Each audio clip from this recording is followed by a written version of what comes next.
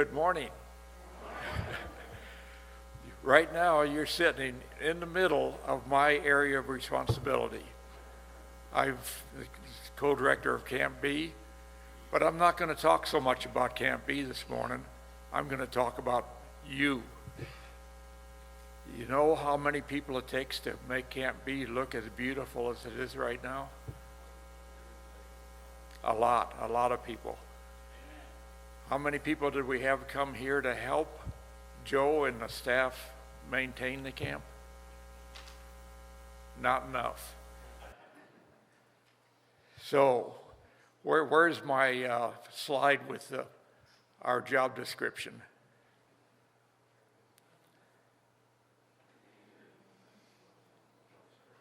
And that's just the jobs that we had room for on the slide. This is a full-time job for probably 20 people, and we don't never have 20 people here. So keep in mind that if you come here and you work for 2 weeks, it counts as a sojourn. Those of you who are inactive or not very active, if you come here and put in 2 weeks, you'll have all the card playing you want to do, and you get credit for a sojourn. So, thankfully, we've been blessed with having Joe and Wendy as our camp managers, and they've been doing that for 5 years.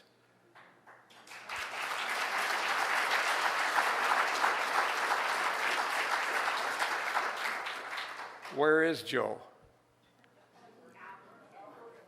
Come this way. I'm not going to stand up here and take his words out of his mouth. I'm going to let him do his own farewell speech. Yesterday we had a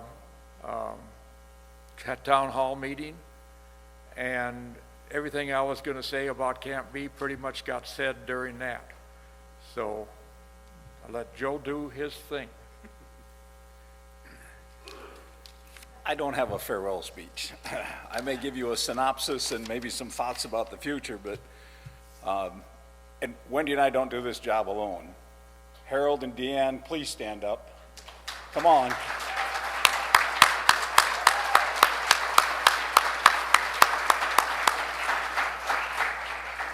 It was mentioned, I think Keith mentioned it, they were here and Harold was mowing. They left and came back and Harold was mowing. But Harold does more than just mow. I have not been on a lawnmower in 2 years. Harold has been doing all of that. So that's a big piece, a huge piece.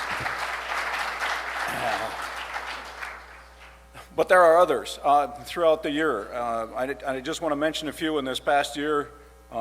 People like the Littles, the Pogues, the Eckers, the Crones, Phil Johnson, Larry and Linda Shelton. And then we had a crew out here last year in February. Steve Clark, David Brewer, Chris Vidakovich, Joel, and Harold all worked on the barn wall repair. So I'd like to just, and so thank you very much for those that come here. It's just amazing when we can have a few folks out here and the amount of work that gets done. It's wonderful to be able to have that happen. And yes, it does take a lot of people to run this place. In my estimation, you could easily keep 3 to 4 people busy full-time here. And I don't think that's overestimating. So, with 2 of us here pretty much on full-time, that still leaves a lot of things that have to happen. I don't know how many of you are aware of it, but right now there's a project going on in the shop. They're trying to finish off that storage room for us down there.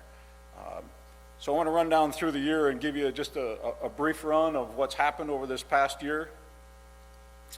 And of course, Scott's been here working as well. So one of the first things that happened this past year was emergency lighting was installed in the storm shelter new shop. So if we're in a storm shelter and the power goes out, there's 12-volt lighting in there and you don't have to worry about being in the dark. It's got the same system in it that's in your RV. It's got a converter powering a battery, the lights go out, other lights come on. So that's an excellent addition. Like I mentioned, the barn wall, the north barn wall was repaired this year in February. The tool shed was completed.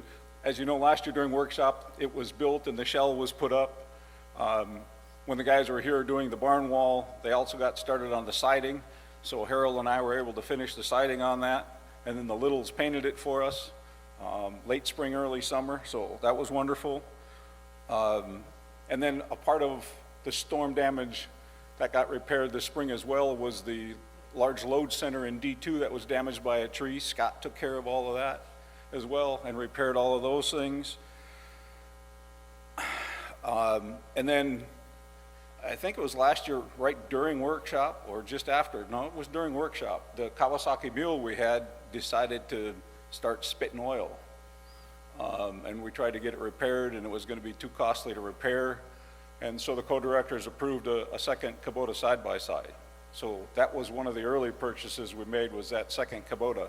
And believe me, both of those Kubotas get used daily out here. They're constantly running around taking care of things, and they are a real blessing. So I very much appreciate the co-directors approving those kinds of things. And we did end up selling the Kawasaki. I managed to get $400 for the Kawasaki with a bad motor in it, so that's always a good thing when we can manage that. We also started moving some of the things from the barn into the shop. We've moved the mowers up there, we've moved the woodworking tools and that kind of thing. It's far more convenient having it over in the shop. We're leaving the heavy equipment stuff in the barn, the tractors, the lift, those kinds of things. So since we had to do the barn wall repair, we had to remove a part of that wall that was there, and there was stuff piled by that wall. That wall is gone, this stuff is gone. We recycled as much of that as we could. Scrap metal that we got rid of for that brought in $582 in scrap metal alone. So we also took the tractor in last year, this past year, to the Kubota tractor. It's 20 years old. Some of the cylinders were leaking on it. I was operating the backhoe at one point, and I'm looking at the boom, and I'm operating it, and I see this spew of oil coming out of one of the cylinders, and it's like, okay. I've been trying to keep puddles dried up in the barn and whatnot. So we took the tractor in. There are 10 hydraulic cylinders on that. All of them got rebuilt. The tractor was serviced. It ended up costing us $4,200, but that tractor ought to be in good shape for the next 10 years without any problem. But again, that's a pretty major expense, but it's far less expensive than buying a new tractor. Let me see, what else have we got here? And then of course this spring, I went about and started checking all the septic systems. I've put those on a schedule as well, where I go and check them to determine whether or not they need to be pumped, are they functioning well or not, and found out that the one in the lodge was not working very well. So shut that down for a few days, tried to get the drain field to drain properly after a few attempts. Didn't take long. Around April we said, yeah, this isn't working. So we went out and got estimates. To replace just the drain field would have been $3,800. To replace the entire septic system was $7,200. The entire system was put in probably in the early 80s, 81, 82, something in that time frame. So it's 45 years old. So the co-directors, again, approved replacing that. $7,200 to put in a septic system. So that was taken care of, and that's working. That was kind of a long process. We determined that in April or May. It finally got installed in August. Luckily, it got done before workshop, so that's always a plus. So it was also a very wet year this year, in the spring and up into early summer. The average annual rainfall in this part of the country is 55 inches. By the 3rd or 4th of June, we had 57 inches. And so we're barely into the 6th month and we had 57 inches. Earlier in the spring, if you're aware of the creek down there, and there's 2 bridges down there, early in the spring, one of those, the south bridge shifted about 6 inches on one end because of high water. Well, in June, the water got really high again, and it undercut a couple of trees down there, and there's a sweet gum tree about this big that decided to go, and the high water just picked that bridge up and shifted it about 8 feet off to one side. So the bridge is down there, cattywampus, not a high priority. But if you need firewood, I have a tree that can be cut. So, wet spring, and then there's also 3 pine trees back over here. There's one remember that leaner? Always looking leaner? I looked at it on a Friday and said, yep, Monday I'm gonna have to go cut that tree down. We just have to take it down, it's leaning too far. It fell Sunday night. I didn't have to bring it down, I just had to go cut it up. Its partner, they were sitting like this, and when its partner fell, the other one decided to go as well a few days later. And there was a third one in that cluster, it was taken out as well. So again, just some of those things that are happening out there. Some other things that maybe aren't quite as big a deal.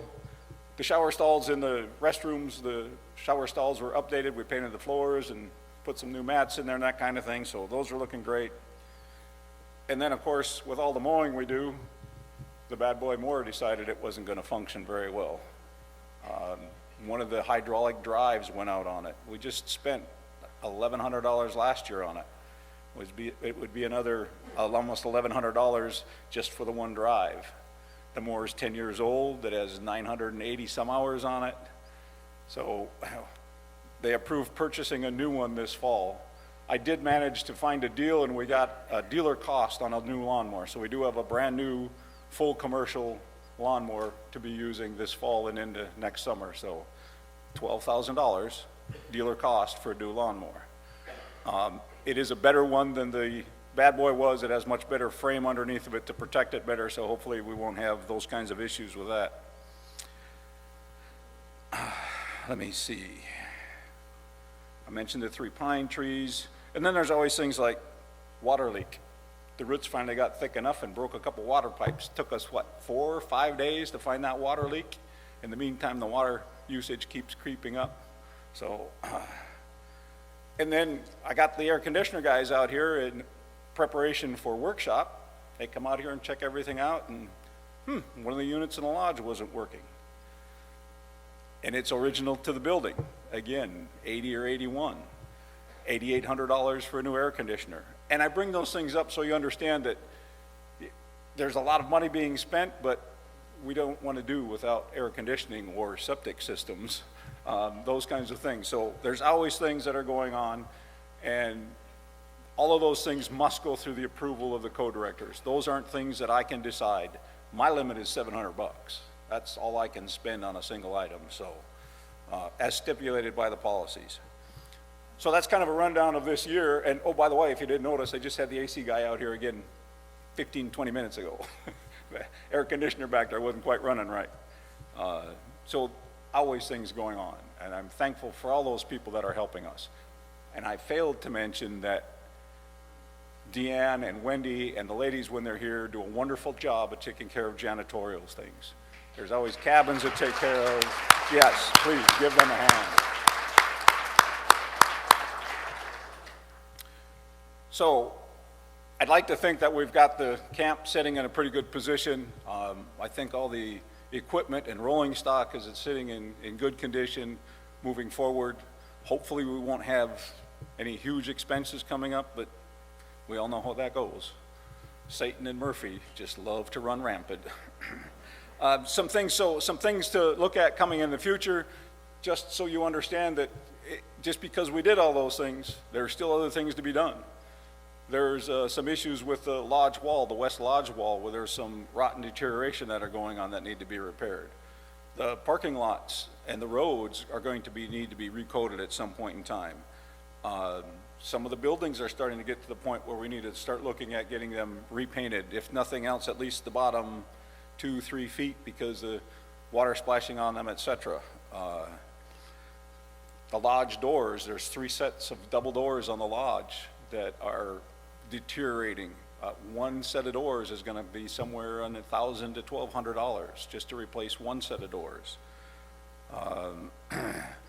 Other things that, RV site leveling has always been on the list. Don brought his tractor to take care of it, so we should be looking good here in another year or so on RV sites. So there's many things that need to happen, so please come. What I would ask, though, if you're planning on coming to camp to work, please give us a little notification. Showing up works, but not as well. If I know you're coming, I can, or Don in the future, because I'm done in 13 days. So he can plan. you know, what I tried to do is if I knew people were coming, I would look and see what things need to be done and make sure that I have the necessary items here and available. If you just show up and, oh, I need you to, oh, but wait, first I got to run to town. So can you wait for an hour or two while I run to town? So a little bit of forewarning is wonderful. And we can have things ready to go so that things will work from there. Thank you.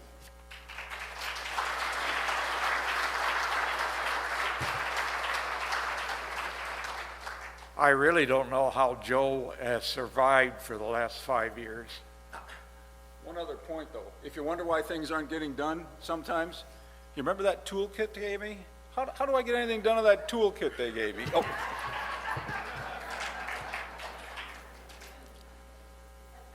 Now I forgot what I was going to say. Oh, I also want to thank a lot of people for donating to this camp. The money that you give us goes to a good use.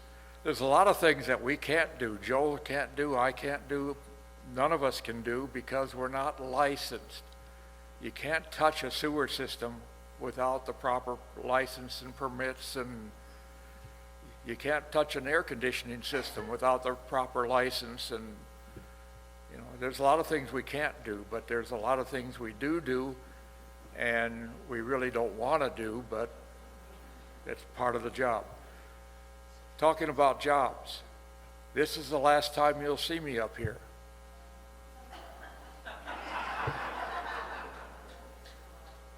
"13 more days, and this little tag here goes to Joel." Where is Joel? Come up here, Joel.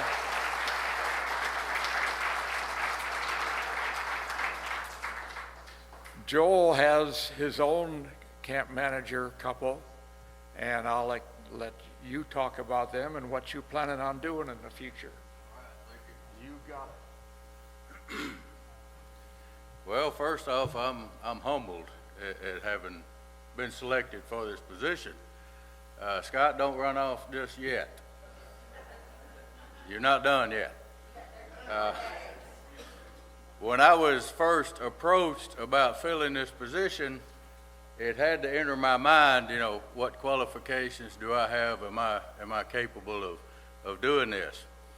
And I've thought about that for the last few months, and I never really came to the realization until last Wednesday when I was going with the present co-directors to Burleson. And we were riding in the small van or small bus from East Side, and I was sitting across the aisle from Scott. And if you look at Scott, he's got big shoes to fill. These are 14 extra wide. So I think I got chosen for my feet other than anything else. But it is humbling to be chosen to do this, and I appreciate all that Scott has done. I know he has been the co-director over the maintenance more than once, and we appreciate the time. And I think we, not only him, but Joe and Wendy, which have devoted 5 years, don't just sit there and clap. We need to stand up. Thank you, Scott.